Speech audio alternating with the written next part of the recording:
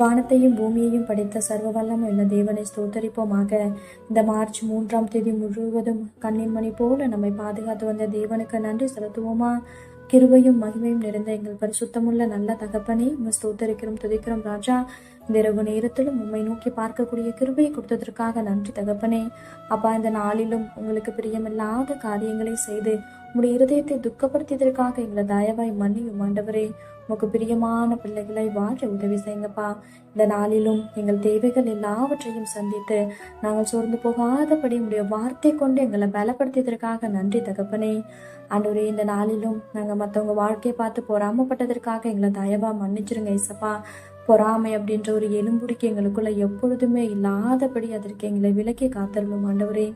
அப்பா, மற்றவங்க வாழ்க்கையை ஒப்பிட்டு பார்க்காதபடி நீங்க கொடுத்த வாழ்க்கையில சந்தோஷமாகவும் சமாதானமாகவும் வாழ எங்களுக்கு கற்றுத்தாங்க ஆண்டவரே. உண்மை போல எல்லாரையும் நேசிக்கவும் எல்லாரிடத்திலும் தாழ்மையை நடந்து கொள்ளவும் நீர் கற்று தருவீராக. இந்த இரவு நேரத்தில் செபிக்கிற ஒவ்வொருவரையும் ஆசிர்வதிங்கப்பா. அவர்கள் குடும்பங்களையும் நீர் பாதுகாத்து வழிநடத்தும். எங்கள் ஆவி ஆத்துமா சரீரம் முழுவதையும் உடைய கருத்தில் கொடுக்கிறோம். நீர் பொறுப்படுத்தி நீர் வழிநடத்தும். இயேசு கிறிஸ்துவின் இனிய நாமத்தில் செபிக்கிறோம் எங்கள் ஜீவனுள்ள நல்ல பிதாவே. ஆமேன்.